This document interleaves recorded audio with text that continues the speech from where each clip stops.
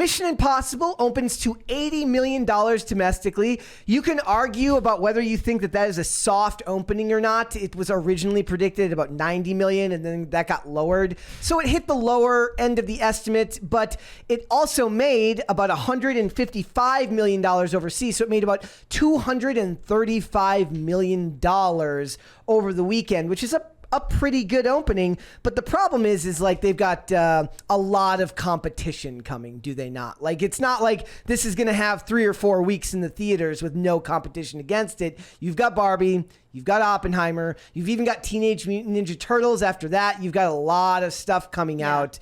Did you feel like this ended up about where you thought it would end up box office wise? I mean, I thought that this franchise was more popular. No, it's but what maybe it is there's too much obsession over the opening weekend. Yes, it is. Because Elemental got to 300 million globally, I think. Also, this is a franchise. I didn't expect that to happen. Yeah, this is a franchise that skews older, and older people don't always go on the opening weekend.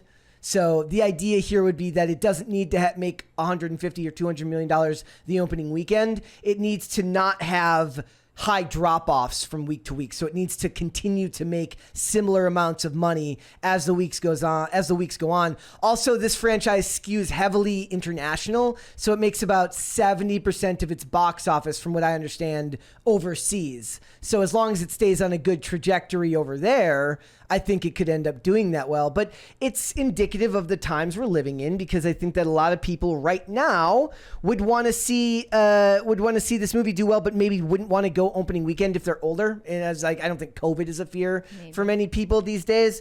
But look, it's got to make about $900 million. This one had very, very heavy budget issues because of COVID.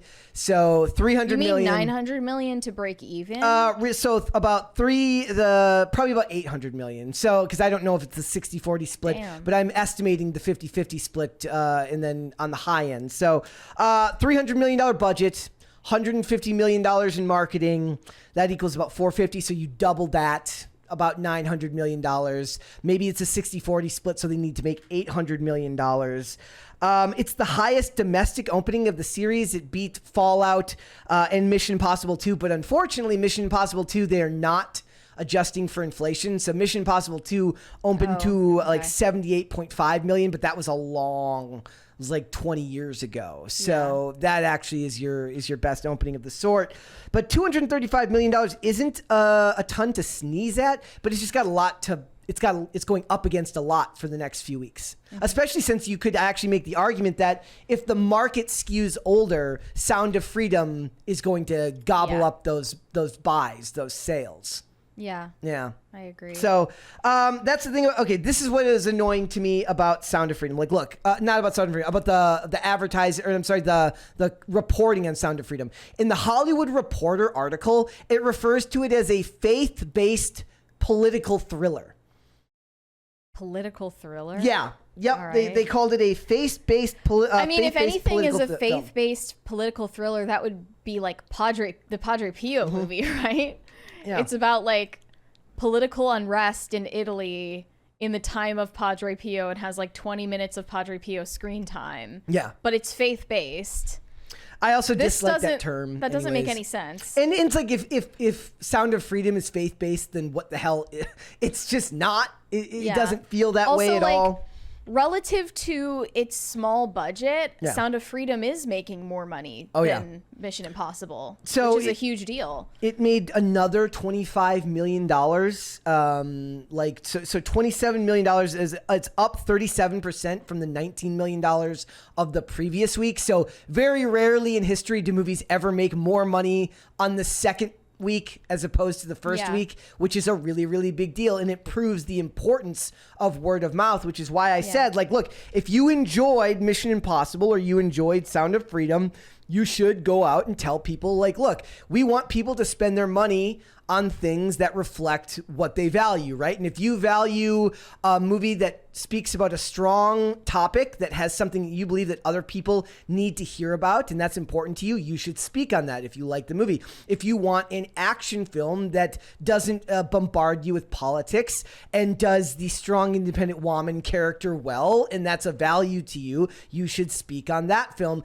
The only way these Hollywood studios, barring the fact that ESG is a thing, the only way that they can know that you're getting what you want is by actually talking about it and getting other people to join you at the theater, because right now it doesn't seem like Hollywood is going many places as far as money because of the writer's strike. So I just if the goal of Sound of Freedom was to bring awareness to the issue of trafficking, then I think it is doing just that. Yeah.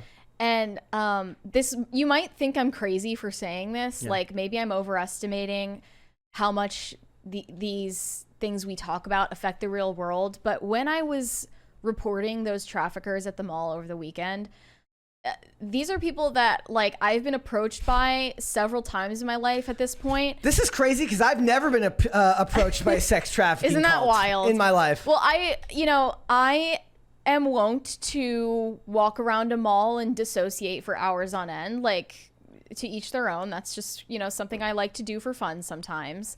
And that's maybe not normal to see a young woman walking around the mall alone. And I seem like the perfect target for There's a $20 super chat there. This one's from... It says, yes, popcorn. No, it doesn't say that. He said something in Korean. I don't know what it is. Why does Sound of Freedom need to be made political by the media? Such a shame. Yeah, it is a shame, and it shouldn't be taken that way. I don't think that people are listening, because when I reported these people to security, they'd never reacted the way that they did this time. These were like some cops who I assume, because they're in the police force, they skew more conservative. And I bet they've either heard about this film or they've seen it already. And I could tell that they took me more seriously than they had in the past when I reported these people. And I might sound delusional for saying that, but like I genuinely believe this is changing people's hearts and minds. And maybe it makes it feel more close to home. Yes. Like it's not something they weren't aware of before. They understand that this stuff is real, but it just wasn't at the forethought of your mind, which does prove the power that media has over you, right? Just like people ask, like, why do people spend so much money on advertising? That's why, right? And it's so stupid that, if you think about it, that people needed to see a movie about a certain issue to care about it. Yeah. But that's how the human brain works, I guess. Like that's like the media we watch does affect how we behave and how we feel about the world around us and how we interact with people. And if Sound of Freedom is doing that in a positive way rather than trying to divide people, then I'm all for it. And in the chat, who was it? I'm saying they had a fair point there. It says, everyone's making it political, even us, like no one's like everyone's guilty. Yeah, it says, dude, we're making it political too. Everyone is guilty. That may be true, but that does not mean that that's actually what the movie should be classified as. You could say that the topic of talking about the movie is political, but the film itself would not be regarded as a political, like Kevin Spacey doing King of House of Cards. That's a political thriller, right? Like I don't classify this movie in the same Game context, of Thrones right? Is a political thriller. Yeah, like I don't really see those things the same way. But I get what you're saying. But I would disagree on your point there. But I think it's fair to point out, like we are, everyone has made it in a way political by making it a point of discussion. But if you don't push back against the stuff they say, then they get to shape the entirety of the story and the entirety of the narrative. And there has to be pushback against that. Otherwise, all that is said by mainstream press will be taken as gospel. And that isn't necessarily the truth. If anything, it's not your side that's right all the time. It's not their side that's right all the time. If you believe in the idea of sides at all, the idea is usually that somewhere in the middle is where the truth tends to lie. Mm-hmm. So, but on top of this guy, speaking of lies, I want to talk about this bonkers article from CBR where they just lie. From Jeremy Dick. Jeremy Dick is lying, ladies and gentlemen. So he says Indiana Jones 5 breaks even at the box office. Well, that's shocking because this movie cost a crap ton to make, about $300 million due to COVID constraints and other such issues. So if we're to take 300 million times that by 1.5, and I saw way more marketing than that, but we'll give them a conservative estimate and say $450 million, just like Mission Impossible, which means your break even is anywhere between $800 and $900 million. because you have to double it because you have to split it with the theaters. Well, that's crazy because I didn't know this movie was making that much money. Let's see how much money it's made. $302 million. Yep. That is not breaking even. That is a lie. Not even close. A miracle could happen while it's still in theaters and people could come out in droves to see it. I'm not predicting that's going to happen. And it's set to lose Disney $250 million or more. Yeah, at least. And it just, I hate these types of, this is why people have such a big issue with mainstream press, right? It's like the blatantness of the lie. She's like, wait, broke even. Says Collider reports that the sequel, which is the 5th installment of the Indiana Jones film series, has reached $302 million at the international box office. That pushes the film just past its estimated budget of $300 million. Around 145 was earned domestically. Well, 157 of it came overseas ticket sales. While climbing to 302 million is commendable, the problem is how high the budget and additional marketing cost will likely result in Disney and Lucasfilm seeing very little in terms of profit made from this movie. If by very little you mean losing a lot of money, then sure, I guess that's possible. So this is interesting. Bounding Into Comics attained a copy of a survey that Disney decided to hand out to viewers of Dial of Destiny within its opening week, where it asked them what they disliked or what they found most favorable about the movie. Phoebe Waller-Bridge, she was my favorite part. I loved her so much. One of the questions, it was like, check off, what about the film prevents you from recommending it to others?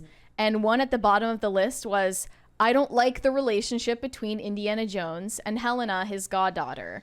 That was the sticking point for both of us. Yep. Like, I think she was a big problem in this movie. I tweeted over the weekend. Others were not a big enough villain or threat. It was too predictable, too long, not funny enough, too complicated for kids in the audience. That's true. I mean, I don't think that kids would enjoy this movie. Too similar to previous movies. If it were similar to the previous movies, more people would have recommended it and seen it week to week. The time travel elements are too far-fetched. The ending was too predictable. Story is confusing, not enough action. Harrison Ford seems too old to be Indiana Jones. The scene, there's one particular scene. It's the scene in the very beginning when he like jumps on the bookshelf. I could feel his hip breaking. Yeah. Like I could feel his hip breaking. Also, I made a point over the weekend. I tweeted, I said, look, if Indiana Jones and the Dial of Destiny had taken a page out of the Mission Impossible playbook with Haley Atwell, the movie could have been a lot easier to stomach. They really could have. And I just don't know if they're going to learn that lesson anytime soon, because Disney seems particularly interested in destroying the main characters. Well, they're clearly nervous about the reception of the film if they're doing this in its opening week. Yeah. Like acting like the also, I'm appeal sorry. for this movie is the new characters like Helena. If I have to go see a movie that bad and then get something that basically looks like homework, I'm out of here. Like, no, that looks like a test sheet. No, thank you. And it was like, what did you like about this movie? And one of them is the relationship between Indiana Jones and his goddaughter. I bet nobody checked that one off. You know what they did? They stuffed the ballot box. They filled some out themselves and then just dropped them in there. The banter between characters. I'm sure everyone loved that banter about capitalism. Well, not just that, but also like when she's talking to him, she's just rude, right? Like she has a standoffish air about her that Haley. There's nothing fatherly toward her about Indiana Jones. Nor is there anything daughterly by her. Yeah. Right. So they're both in the wrong there. She doesn't respect him. But then when you watch Indiana, and then when you watch Mission Impossible, she both gets one over on Tom Cruise more than a few times. She picks his pocket. She gets her snide comments in. But at the same time, when she's scared, she shows that she's scared. And somebody pointed out something really interesting. One of the points that pointed out perfectly is in the train car when he basically says, you have to trust me now. And it's like, that goes a long way. And I didn't get any of that from Dial of Destiny. Mm-hmm. And it's just, I'm sick of these articles, of these mainstream press articles running cover. Because now somebody's going to be out there like, take that, you incels. Indiana Jones and the Dial of Destiny broke even by being short $700 million of the money it needs to make to break even on this film franchise. And people were pointing it out too. Like, it's an easy enough lie to disprove. but it's annoying. Do you want to end the poll in the chat? We asked you guys, who do you like best? Tom Cruise, Jim Caviezel, or Harrison Ford? Right now, I'm going to end the poll now just because everyone always gets mad because I never end the polls. Jim Caviezel wins with 55%. My bro. Incredible. All right. 35% Tom Cruise and 9% Harrison Ford. I thought Harrison Ford would get more of that just because of his older stuff. If this poll was done before the last sequel trilogy and before this film, he might have gotten some leeway there. Yeah. Or maybe if you'd done it just after Blade Runner 2049. But yeah, I mean, people are they're very soured on it right now. Plus, he made that like attempt at being a Tom Cruise type person with that video he posted. Remember we were talking like he talks about like we love making like we talked about it like he was that at the beginning of the movie? No, he just posted online. Oh, okay. Yeah, and he tried to be Tom Cruise. You can't be Tom Cruise unless you are Tom Cruise. Also, that was why we asked the question today, or we posted the joke. It was a Scientologist and a Catholic walk into a box office. You know, guess what happens? Guess what happens? So you know, what do you think the predictions are? So for this coming week. My guess, the other reason why, and I should point out that Mission Impossible is at a little bit of a disadvantage. And guys, if you watch OMB reviews, he's a really good YouTuber. He does very, very in-depth box office analysis. I haven't gotten a chance to watch this week's yet, but he's great for that type of stuff. But there was a 5-day opening.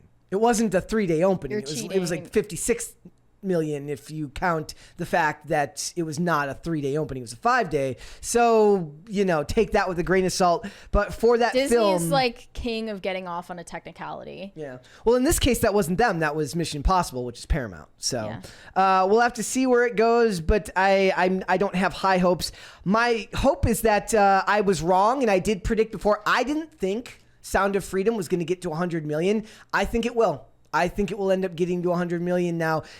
I don't know if the Barbie audience is the same people that are going to go see Sound of Freedom, except for us, apparently, you know? Like, maybe Oppenheimer might take some of the business from Sound of Freedom, but it would be great to see Sound of Freedom hold 4th place this week. So, Barbie, Oppenheimer, Mission Impossible, Sound of Freedom. Not a bad lineup. Top 4.